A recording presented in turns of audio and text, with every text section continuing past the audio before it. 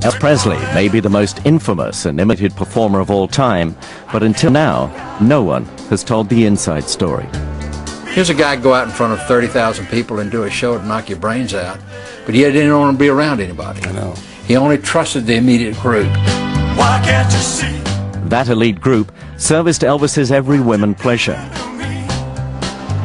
Now, 25 years after his death, they've chosen to break their silence and tell us their story, their way. It was like being in a whorehouse with a credit card. It was really unbelievable. It was, it never stopped. I was committed to take the bullet for Elvis. I was committed to take the stool, the knife, the club, whatever it was that was coming at him. I was going to get in front of it. And he had these gold-plated 22s, and he said, look, I love you, but if you don't shut up, you old son of a bitch, I'm going to blow your head off. You know, so many stories have circulated over the years about Elvis was a drug taker. Well, there is some truth into that. But if you don't have the real story, and if you weren't there to see it, there's no way you can know what was really going on.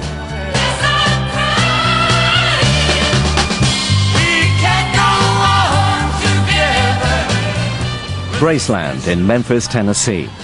Not just a fortress for the king, but home to a unique gang of minders that formed a human shield between the most famous entertainer on earth and all those who wanted a piece of him.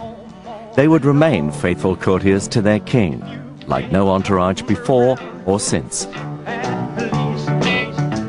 Everybody likes to have a big wing over them that you don't get cold and the rain doesn't fall on you.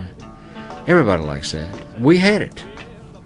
I mean, we closed those gates behind us, and, you know, outside of God, nobody could get to us.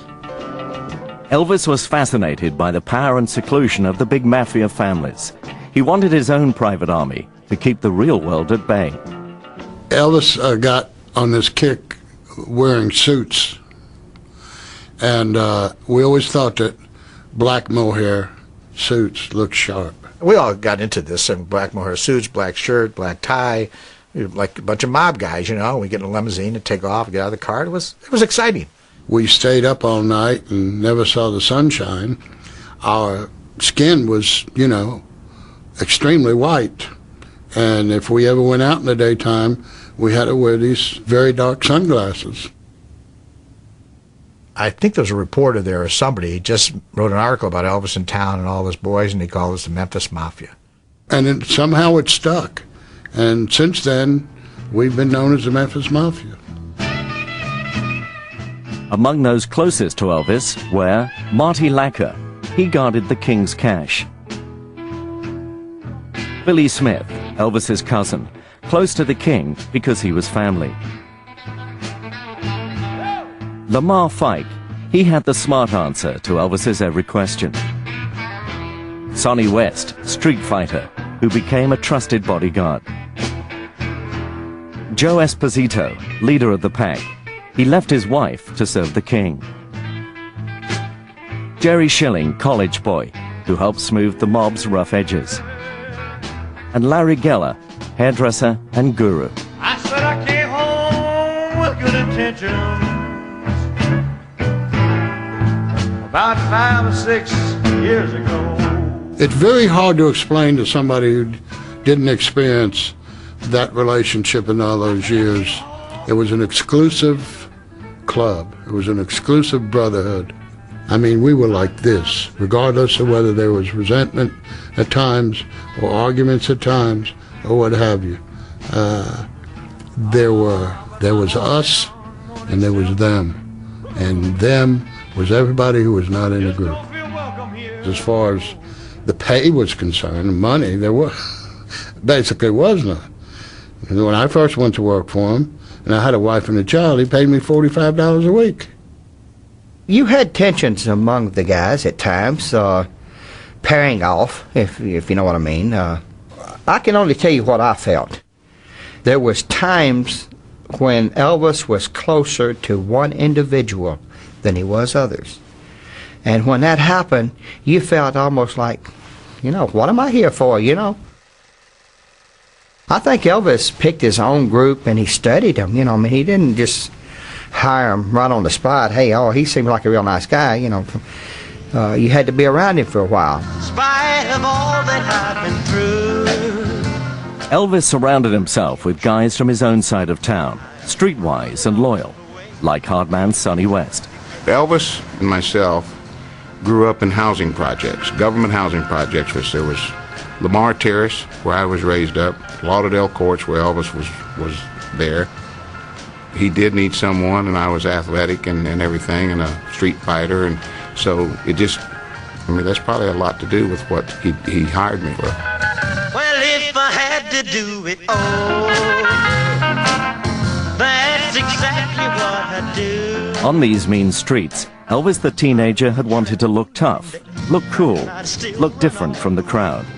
And he chose companions who felt the same way. The way I met Elvis was in the last year of high school at Humes High School in 1953. When I moved from New York to Memphis, I still wore the same type of clothes we wore in New York. And the guys in Memphis my age basically wore Levi's, a T-shirt, and had a crew cut, except one guy, and that was Elvis.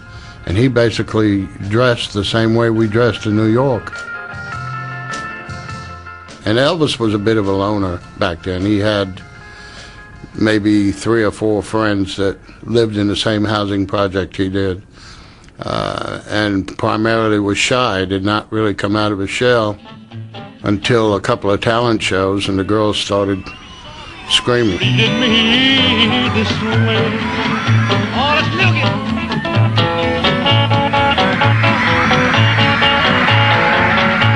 He was lovable, he was dangerous, everything a young kid would admire, you know.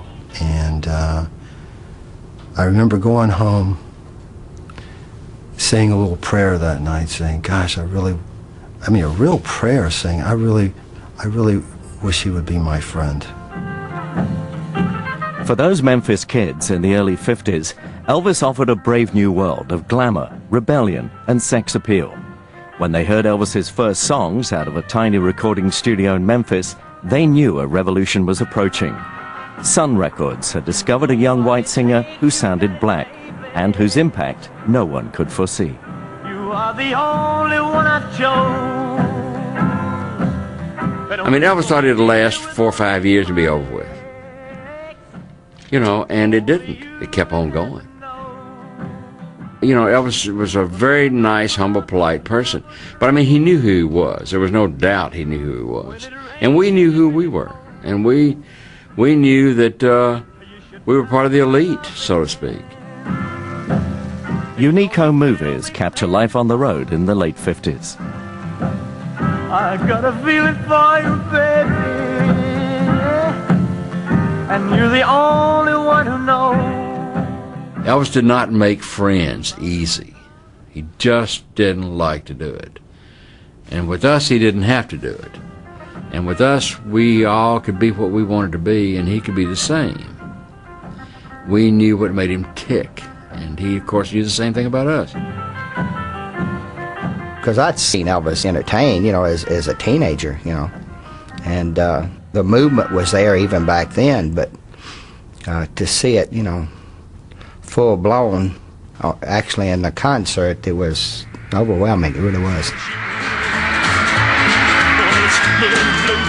Suede shoes, blue suede shoes, yeah. Blue suede shoes, baby. Blue suede shoes. Well, you can do anything, but they hold for my blue suede shoes.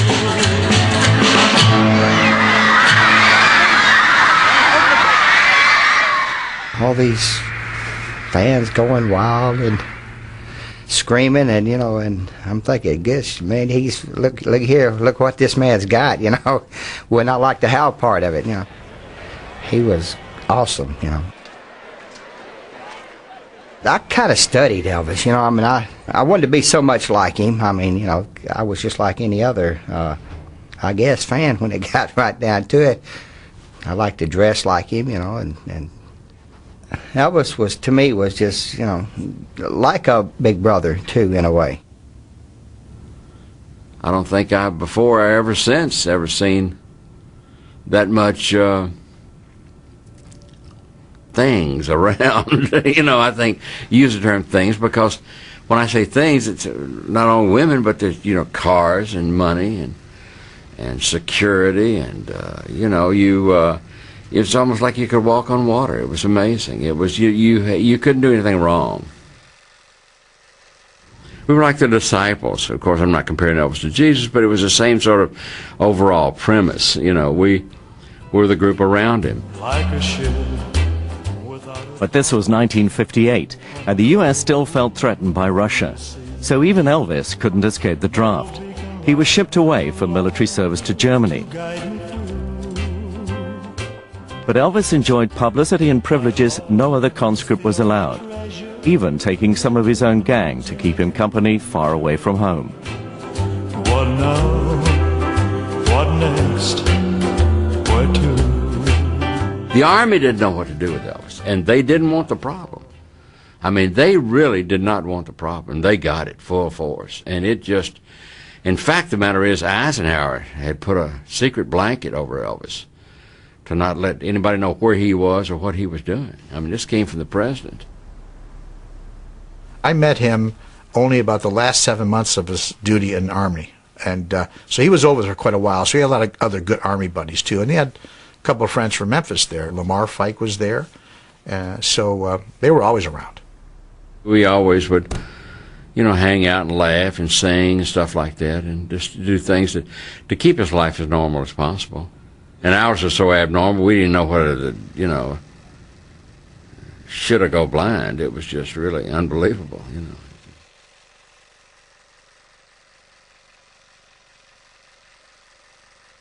The first time I really felt I was around Elvis as a big star, we went on leave to Paris, France. Every place we walked, people were following Elvis, taking pictures of him, wanting his autograph, and that was the first experience for me of being around a big star. And I felt pretty good because I was with him. We were both single men, and being with him, he was a very good magnet. He attracted a lot of ladies. It was good for us. Every place we went, we went to a couple of nightclubs in the evening and met beautiful ladies, and they were all come around. And we'd go to the hotel and talk and visit, and it was something new for me, I'll tell you that. The chorus line at Toledo were a group of girls called the Bluebell Girls, and they're from England. We had a table right down near the front, and we were checking them out, and I turned around to him. I said, I guess we're going to have to go on an expedition here. And he said, yeah.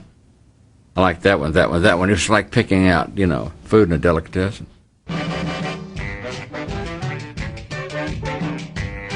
And so we started getting the numbers and names, and so afterwards I told him, I think we need to have a party over at the hotel. So one night we had all of them over there. The first night we had, I want to say 25 or 30, I'm not sure what the number is, but just they were everywhere. 3 or 4 or 5 of us in a room together, and just, if you died, it was a good time to do it, And my phone rang, and I picked it up, and a guy on the phone said, sir, he said, it's 7:05. And I said, thank you. I thought it was the desk calling and telling me what time it was. I got into Elvis' room, it rang in, I picked up, and the guy said, sir, he says, any way you can help me? And I said, well, what do I need to do? And he said, you have the whole chorus line over at the hotel, and we can't start the show. And I said, you're serious? He said, yeah, we can't start the show.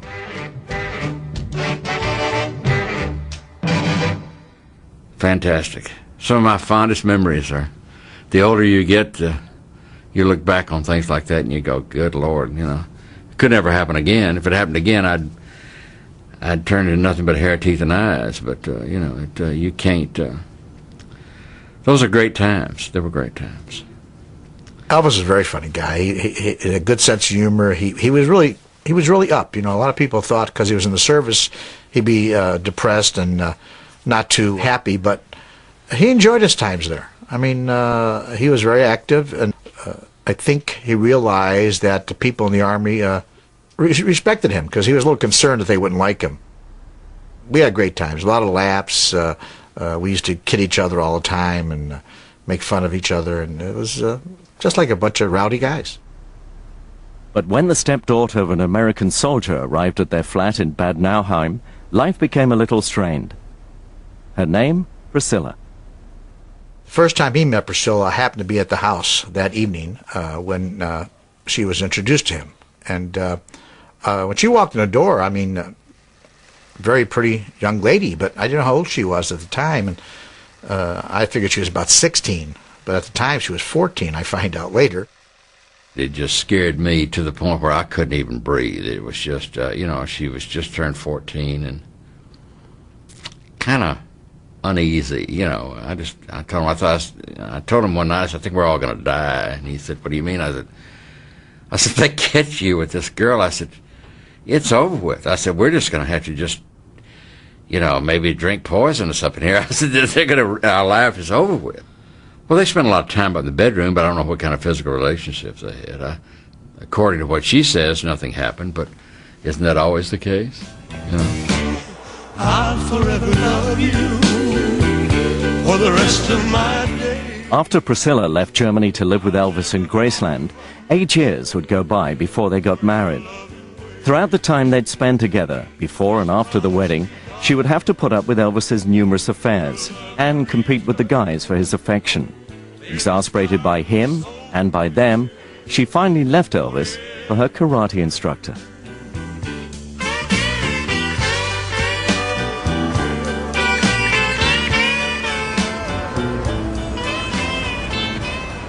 By the time he married her, it was getting old. It's not supposition. He didn't like being married. Right. She couldn't change him. He didn't want to be married, First place. He didn't want to get married to her in the first place. It was not. He'd already been married to her for 5 years almost. Is the fact that she thought that she was going to change him, number one. Well, they all think that. Every woman's going to change their man. And she was going to get rid of most of us. Very few succeed. She didn't succeed and didn't really try real hard until they got married. Once she had a ring on her finger is when she tried to separate Elvis from us. Yeah. The day he asked me to be the best man, he told me, Yeah. I don't want to get married. Yeah. I mean, hell, he wore out before they got married. Because Elvis's lifespan with a woman was anywhere from 2 to 4 years. I need to interject. It wasn't because he didn't love her. No, he cared He didn't about want to her. get married because he shouldn't have been married. He didn't want to marry. No, I know that. Yeah. That's the key. Elvis was he just loved women. He it wasn't a case of, he just didn't think anything about it. It was just like having a cup of coffee in the morning, And then came Hollywood. Vince! Since returning from Germany, Elvis's dream was to be a movie star, the second James Dean. Hollywood beckoned, and the guys went too. You should have heard the knocked out jailbird sing that rock. Everybody let In Hollywood, there were plenty of girls around, and on the sets we had a lot of girls on the sets that we worked. Elvis liked them because they inspired him doing his numbers in the movie. How dare you think such cheap tactics would work with me? The first of his 29 films was tailored to his rebellious romantic image. I need tactics, honey. It's just a beast in me. Elvis had a tremendous draw to him emotionally and physically, where you looked at him and you thought, that is probably about the best looking man I've ever seen, And he just had a charisma about him. He had a way of pulling you in. People call it Southern charm. He had it in spades. There really wasn't much that Elvis couldn't get if he really went after it. Elvis was constantly looking for something new to do, and you never knew what this man was going to come up with, I couldn't wait to start another day, I couldn't wait. It was exciting. We were with the greatest entertainer in the world, and being thrown into Hollywood too, around other actors and artists, music artists. Ooh, gosh, it was such a fantastic feeling, I was walking on cloud 9 for a long time. And I'm with Elvis, the biggest star in the world. And that was pretty awesome. I mean, this kid from Chicago, from nowhere, off the streets, is here on top of the world. It was great. And I told Elvis that too one night. I says, I can't believe I'm here. I thought it was all a big dream. is in the air. You know, we were making movies, 3 movies a year there, and it was fun. It's dramatic excitement. It's moments of drama. His later blockbusters, like Fun in Acapulco, revealed him as the glamorous hunk no woman could resist. And that was the truth. The thing with Elvis is he had his own thing going with his co-stars, you know. And then there were some that we had affairs with. But the affair that really hit the headlines was Elvis's on-set romance with Anne Margaret during Viva Las Vegas. Her and Elvis just clicked. It was the chemistry was there between the two of them, and that movie was probably one of the best experiences of making a movie as far as having a good time out of all the movies. Take a real deep breath and repeat after me. Hey, hey, my baby loves me. Their well-publicized romance was good for box office and for the gang. With Priscilla tucked safely away in Graceland, Hollywood stars and starlets flocked into Elvis's arms. And the gang were more than ready to pick up the leftovers.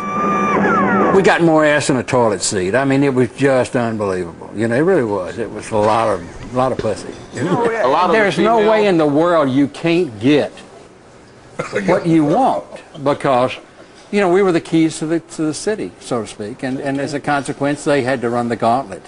And we were the gauntlet. So, you know, it worked. Yeah, it but worked. let's Some of them never made it through, but they tried. Let's clarify this. Let's clarify this. We had no reality. We didn't His know. music was his reality. I mean, we would go, some days we'd be sitting down, and Sonny or Billy, you know, we'd be sitting down and I said, what the hell day is this? I mean, we did not even know what day it was. Remember that? Things were in such a gale rush. We were did Elvis's reality. Yeah, we were. We were his got touch outside, to he the didn't. outside Yeah, world. you know, it worked. Yeah, It worked. Well, we isolated him because of the fact that's what he wanted. It was by choice. Yeah. Your trouble. It was almost like Alice in Wonderland. We didn't have to really, we could stay kids. The real world was pretty frightening. And he didn't like it and I didn't like it. None of us liked it. In the few short years since they'd left Germany, their world had become a dizzy mix of stardust, sex and speed. And to cope with that 24-hour Hollywood lifestyle, the guys had turned to a little help from their chemical friends. Shake a hand, shake a hand. When Elvis came back out of the Army, he was introduced to Benzedrine, and the same way with sleeping pills. And when he came back, you know, he was taking these things, and first thing you know, God, he was, hey man, we're going all night now.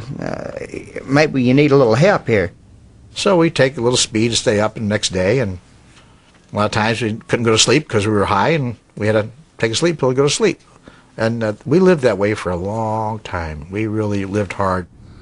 So he said, I want to show you something. I said, okay. So out of his pocket came a little blue velvet case, a jewelry box, as a watch would come in or something like that. He said, open it up. Well, I opened it up, and it was just chock full of pills of every color you can think of. And I said, good God, what is this? And he said, here, let me give you a few, and this will help you stay awake. And so I kept taking them. I took them for 15 years. You know, it was a magic potion, so to speak. It really was. It kept us going. You know, when you took them, everything got real bright. And the fact of the matter is, the doctors call them mood elevators, and it'd strictly take it to the top. It really would. They were good. When I went to work for him in '64, he had been back from the Army 4 years, and he did 2 or 3, good movies when he came back. But the movies were getting weaker and weaker, and the soundtracks were getting, in some cases, more ridiculous and more ridiculous. Hay colomitos inolvidables, inolvidables como las tardes, en con el lupio de la loma, en esas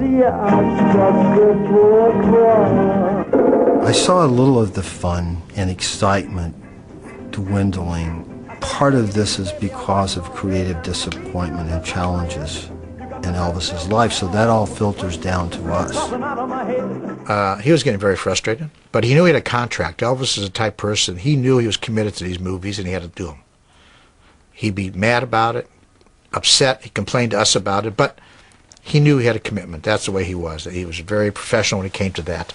But he knew once he finished all those contracts, he was going to quit it, stop making movies. He wasn't getting the right material, songs, recording sessions, because he was doing soundtracks. And naturally, the soundtracks, songs had to fit scenes in the movie. So they're not typical, just, give me a song and I'll sing it. So that bothered him. And it wasn't too happy times. It was tough. It wasn't as exciting as it was in the early 60s. The world has an image of the king, and rightly so.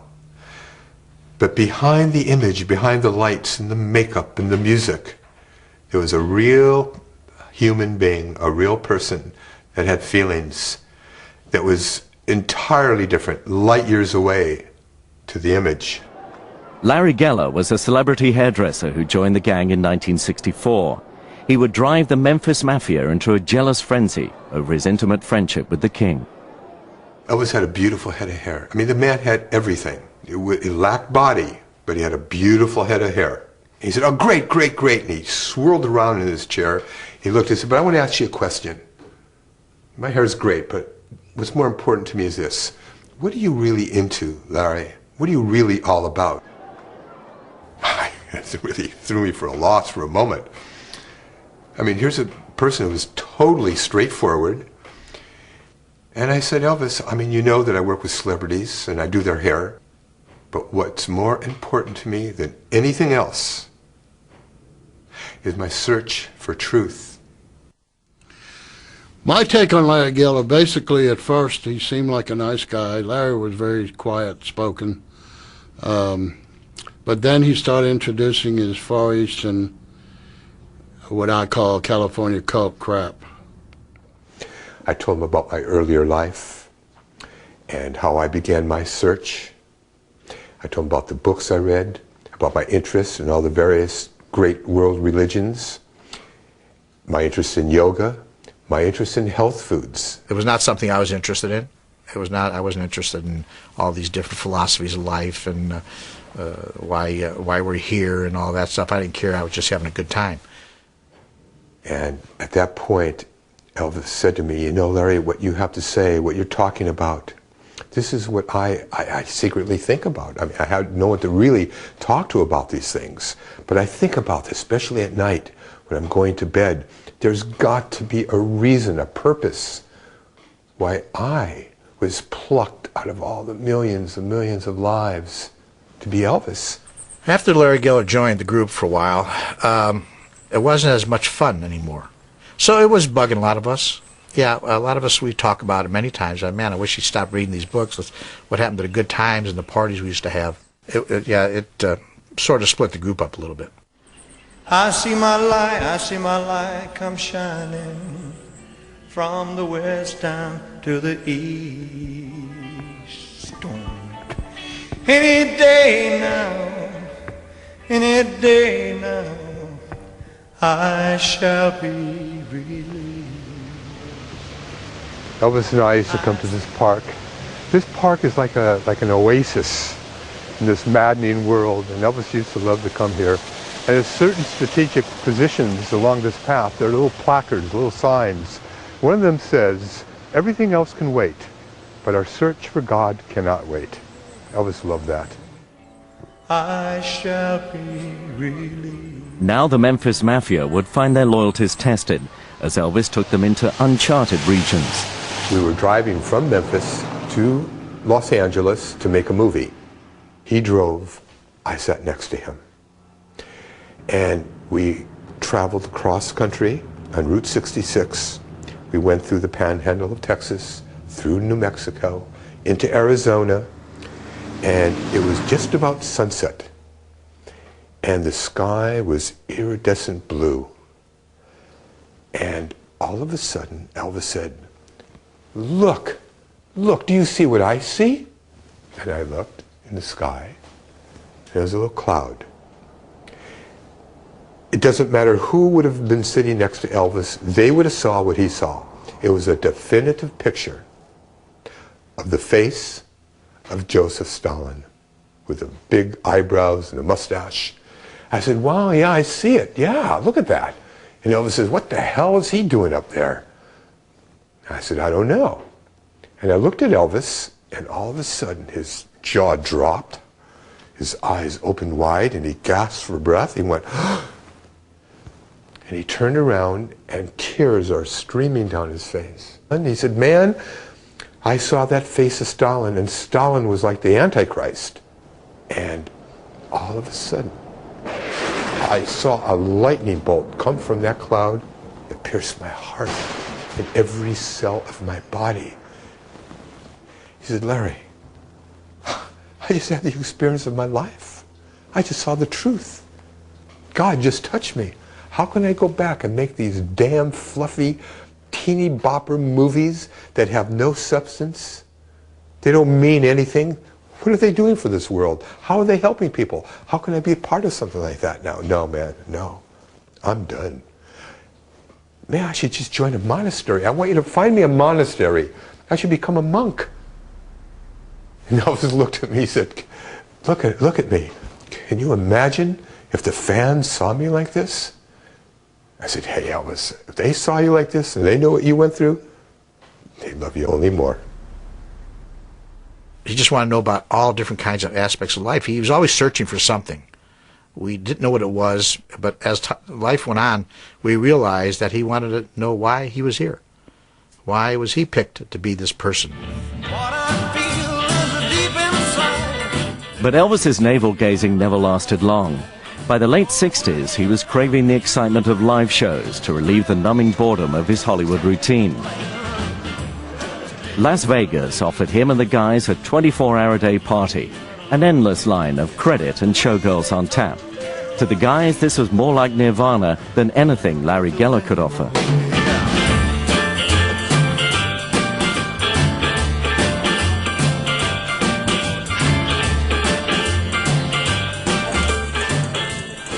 We had a thing in the group. We used to call everybody outside the group normals.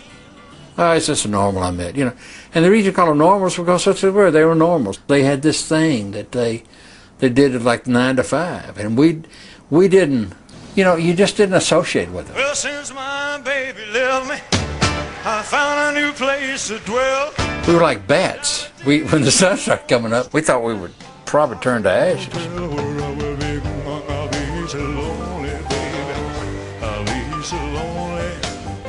We lived in an insulated world within our own group. Somebody said that Elvis really never left his bedroom. Well, he didn't. Elvis would get on his airplane bedroom and go to a hotel bedroom, and would go from a hotel bedroom to his Graceland bedroom. So Elvis would just go from bedroom to bedroom. It was almost like Howard Hughes. With a break on the stage in between. It's like how Elvis had a fascination with Howard Hughes, and he lived the same way in a lot of ways. Reclusive. Elvis didn't. Power. He had the same thing as a Capricorn, so he had this thing, and so consequently, it reflected on us. I mean, we did not get out and fool with people. I didn't want to, and you're protected. It was a very insulated world. Nobody could get to you, and you know, it was comforting. It was like a big womb. The impact of Las Vegas on Elvis was simple. It was horribly demanding of him. Can you imagine 30 days? I know it. Nobody 2 shows a night. alive does that anymore. 60 shows. It was, if anything, put him in the grave early. It was that. Yeah. This town beat him to death. You know. Can't you hear me when I call? I say you ain't the big no, you just told us all. Yeah, keep on.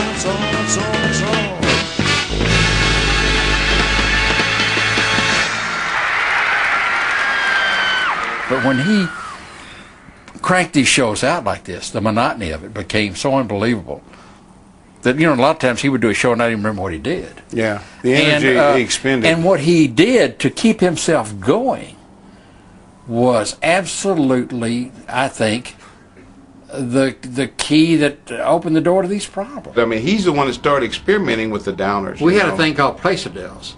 Yeah. And I remember one night I took 7 or 8 loved of them. those. There were Elvis loved 750 Placedels. The We green got so that bombs. we would punch a hole in them.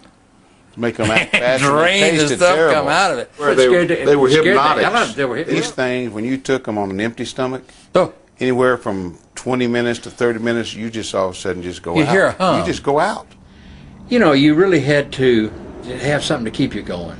I don't think at the rate of speed we went, warp speed, that we could have literally survived being normal. Mr. Presley, what do you think you've outlasted every other entertainer from the 50s and, for that matter, the 60s as well? I take vitamin E.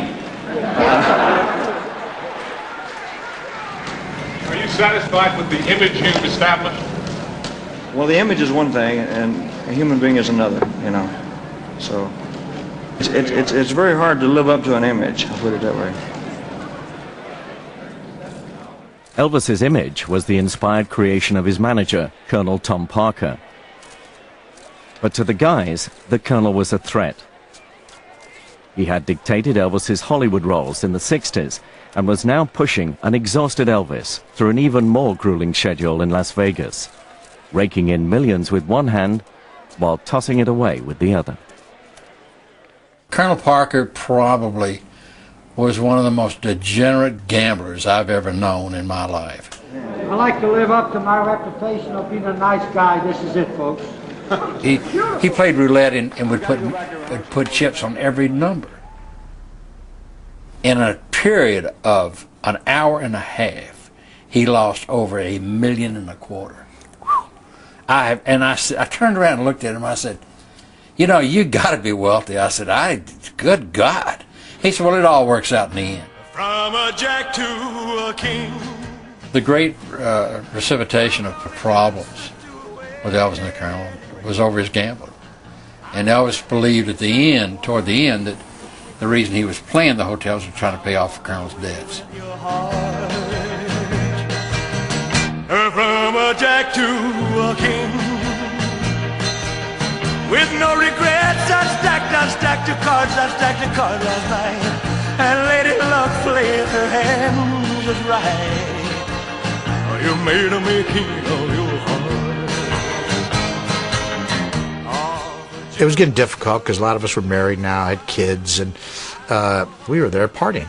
We weren't there just to get away to relax. We were out having dates and different girls everywhere, and little by little it was getting back around different ways to them, and it was causing a lot of problems among all of us. You know, I got divorced because of it, and some of the other guys, and you know, Priscilla left Elvis because she found out about all our playing around.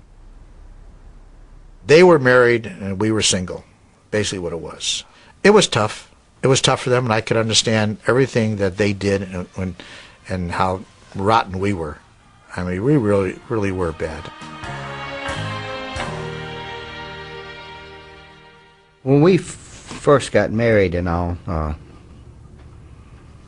it was tough. It really was. And it made it very difficult for me and Joe, you know, because she sees Elvis as a threat. She can't understand his hold over me, you know. She wants me all by herself, you know. And I'm torn between two worlds. And sometimes it was hell, it really was. I mean, the internal pressure that he could, you know, conjure up on everybody was just absolutely horrendous. I mean, it would drive you to drink and distraction because, I mean, he could ratchet up the pressure better than any mortal alive. Yeah, he had changed a lot. His mood swings were more frequent. Elvis Presley was always an upbeat person. He really was. And I guess that's one of the things more that made you like to be a part of that, because he was. I'm gonna hold my baby as tight as I can. Tonight she'll know I'm a mighty, mighty man. And then to see him have these mood swings, you know, more frequent, and it was scary, you know, it really was. And I didn't like it. To be honest with you, I just didn't like it at all. His temper was like a black cloud when it came in full blown, buddy. It was a Category 5 tornado, okay? It just covered all the area around, the whole room. And he'd say things that you've never heard before in your life. He would string expletives together and make words that you've never heard of. And he'd be mad, but he'd stay mad for maybe 30 minutes, and then it'd be over. He fired us en masse 10 times. Every one of you guys, get the fuck out of here. Go on home. I said, look, I quit. I'm out of here. He said, you can't quit, you're fired. I said, whatever, Elvis. I said, I'm out of here. So I start to go, leave the room. He gets around in front of me, confronts me. All of a sudden, he hit me. Went to his karate stance. My head just kind of turned like this here, and I turned around and I looked at him. He's the only man that ever hit me I didn't hit back. And I looked at him and I said, I never thought you could do that, Elvis. Tears started coming down my eyes. I turned and walked away. If I had hit him, I would have hurt him bad. Like I hit awful hard. My whole fighting situation was hit hard and fast and put him down. And I loved him too much to hit him like hit my brother. You don't. If you could see you through my eyes instead of your ego. Whenever possible, Elvis would go home with the guys to Graceland to enjoy the bizarre privacy of his retreat. Walk a mile in my shoes. Just walk a mile in my shoes. Yeah, before you abuse. I think the old story is, walk a mile in his shoes and see things through his eyes really is true. I think that Elvis saw things we didn't see. He saw problems that we didn't see because he looked beyond a certain point that we didn't look. Because he was really the sole supporter of everything and everybody. And I think that all the things, medication things he was involved in, changed his personality. And I think it made him a little meaner. And you had to deal with that. The difficulty was that Elvis really sometimes became his own worst enemy. He didn't take care of his health like he should have. I remember Elvis in 1957, 56, 57, he would eat crisp bacon, sliced tomatoes, mashed potatoes and gravy, and sauerkraut, believe it or not, and mix it all together and eat it, and loved it. The last years of Elvis's life, he went back to eating mashed potatoes, sauerkraut, sliced bacon. And I said, you know what you're doing here? What do you mean? I said, you're back, it's the way you used to eat in 57. He said, never thought about that. That was another sign to me. Just signs would pop up, and I would see his health decline. Well, it's Christmas time, pretty baby, told him, and the snow is falling on the ground.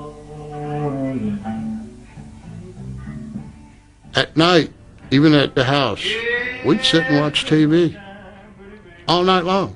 Or the TV would be on and the sound would be off, and we'd be talking, or we'd be playing music. That was our idea of having a good time. But the rumors were we were up there having homosexual orgies. It's funny to me today because, see, on Friday night and Saturday night, Elvis used to let all the girls in that hung around the gates. And one Saturday night, just for the hell of it, I was bored. So I went around the house and I counted all the women that were in the house with us 7 guys. And this is not an exaggeration. There was 152 women there. So much for being gay.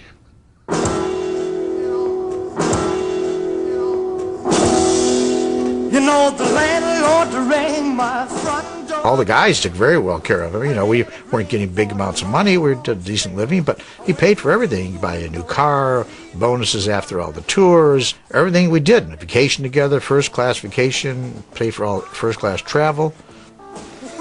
We had everything. Money, honey, money, honey, if you want to get along with me. The guys lived high all through the 70s, and Elvis helped to pay their debts. He even bought them the houses they lived in. But the king didn't need to buy their allegiance with gifts. He liked to share his wealth and his good times with all his friends and people. And he loved giving gifts away. When he got famous and had made a lot of money, he enjoyed sharing his wealth with other people. He loved to see people's reactions on their face when he gave them something they would never expect to give. Never expect to get a diamond ring, a big diamond ring, or a brand new car.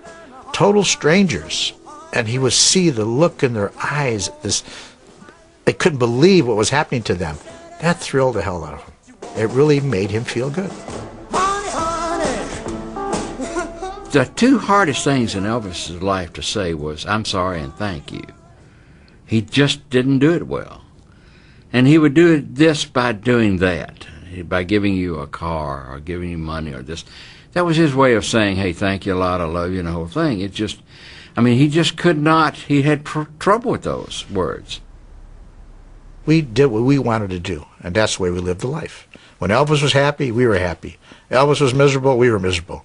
It was really funny. It was really strange that way. And when I think back at it, it was pretty weird.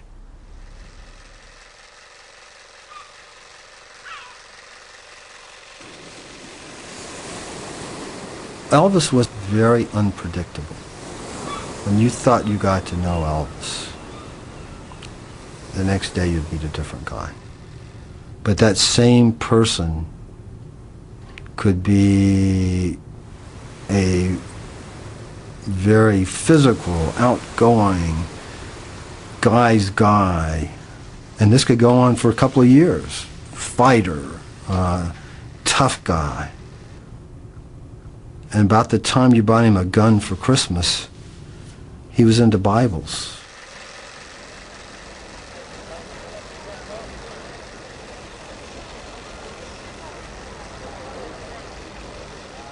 He always had a fondness for guns. We used to, as an example, even in the very early 60s, we used to go snake hunting. There was this lake near Graceland. We'd take shotguns. One time, he almost shot Joe Esposito. He always had that fondness, but it got even more when he started putting it in terms of protection.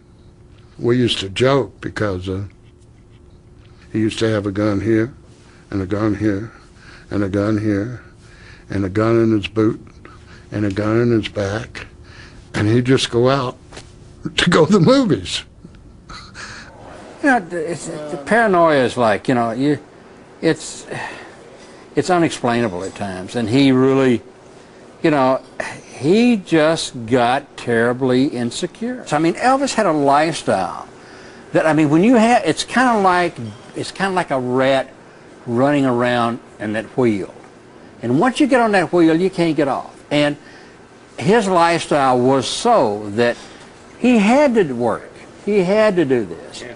And as a consequence, he felt like he had to do it. Well, I know that, but also, listen, Billy, you cannot have what he had and paid who he paid. I can tell you, in 23 years, I never missed a paycheck. No, nobody. And yet, nobody did. And I'm telling you that at times, I know that he didn't have the money and borrowed to pay us. He borrowed against the challenge, I sat down with sure. Colonel one day, I said, you know what? I said, every damn thing that you're shooting your mouth off. He got really mad at me. In fact, he called Elvis to fire me once again. And I said, you got to get him out of the country. I said, we've worn this country out. You have got to get him around the world. I don't care about security. I don't care about anything. You got to get him out. I got to tell you this, Martin. This is in defense of the Colonel. It's a fact. Fuck Colonel Parker was concerned about the drugs and the guns in the other countries. He said was concerned about he cannot get away with carrying those guns. He cannot get away with those pills. About himself too. He can't do it. I'll break it, burn it, drag it In 1975, what I had been seeing a little bit of the previous year or so was getting worse, and I was very concerned about his health.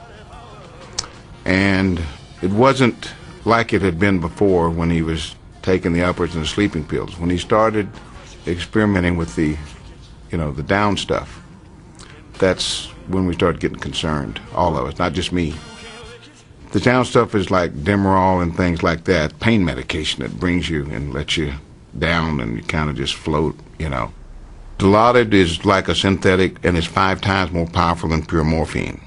He was taking those, he was taking liquid Demerol, it was just things that these doctors would give him, and it just burned us up. It was tough. It got to a point where a lot of guys didn't want to talk about it. We were just so upset about it. So try to block it out of our mind and hope it wouldn't happen. He'd always sort of say, "Hey, I know what I'm doing in my life. I'll be fine. I'm preoccupied with other things right now, and that's all we could do." And the only enjoyment he got probably in the last couple of years of his life when he was on stage.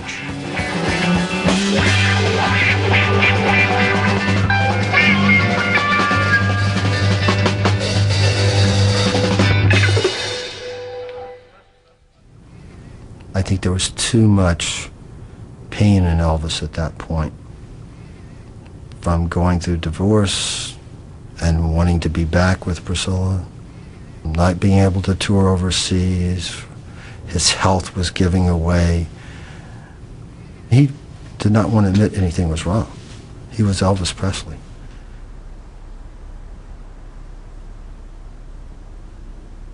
Here's a guy that helped everybody else. If you were sick, not just with money though, he helped you talk things through, whatever else. I don't think he got the reciprocal from his friends, I get pissed off, and I get pissed off with the people that help contribute to it, and not just the doctors, and not just the guys that got the stuff to him, but I get pissed off at Elvis. He was a smart man, he knew what he was doing, but he denied it. Well, hello there.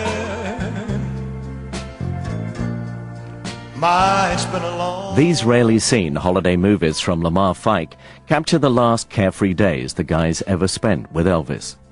How am I doing? Oh, well, I guess I'm doing fine. The last vacation in March of 1977, we all went to Hawaii. We had a great time. He was in a great mood. He was out there on the beach having a good time. He was overweight at the time, but he was smiling. We thought, hey, this is a good chance. He did clean his act up for about 30 days or more.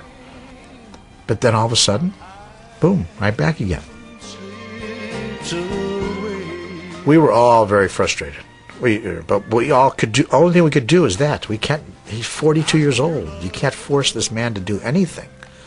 People say, why did you guys have him committed? How could I have him committed? He's 42 years old. I can't have him committed. His father couldn't have him committed. You can't prove he's crazy. So your hands are tied. Your hands are tied. Elvis had a lot of physical problems that were really eating away at him. He had glaucoma. He had hypertension. Do you know that every night after a show, his blood pressure would shoot up to 180, 200 every night? And that's a tremendous strain on the heart. Elvis had a spastic, twisted colon. I can't tell you the problems that plagued him because of it. How uncomfortable he was, and how his body, especially the lower part of his body, started to blow up and balloon. So the doctor was giving him medications every night to go to sleep. And I say medications, euphemistically, we're talking about poison. That's really what it was. Elvis was abusing them. He's responsible, but he's also a victim. The combinations of these drugs were lethal, no question about it. So I ran upstairs. I go into the bathroom, and Elvis had fell over. He was laying on the floor. I turned him over, and I knew he was dead. I just knew it.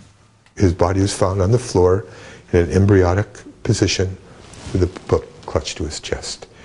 Elvis died reading about Jesus. It was the Memphis Mafia who helped bear the weight of Elvis's coffin at his funeral. Lord, the things I've seen and done, most of which I'd be ashamed to tell. I don't know how it started. That's what makes a man, I guess. When Elvis died, it was like a train stopping. I know for about a year after Elvis died, I couldn't hear. I was almost deaf. It was like, they say that the accident doesn't kill you. It's a stopping that kills you. And the stopping, it stopped. It went to a screeching halt.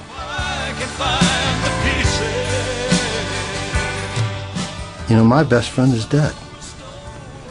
No matter what you want to say, that's the biggest loss to me I've ever had.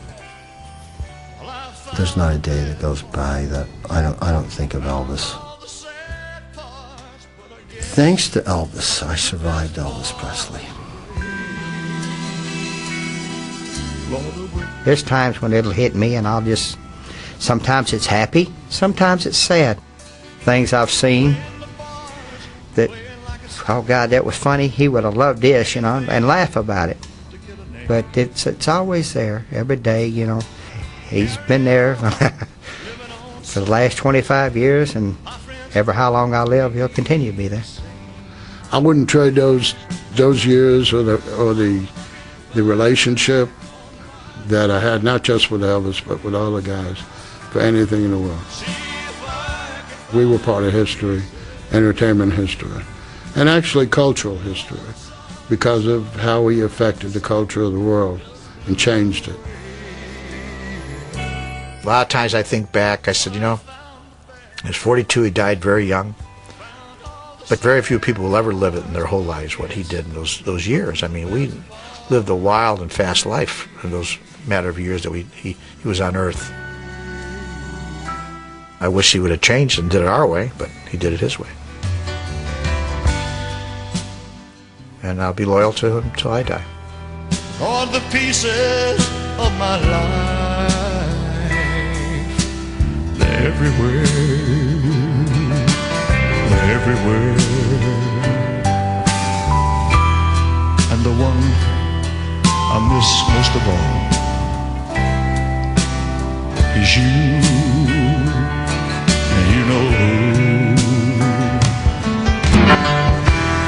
Looking back on my life, Lord, see if I can find the pieces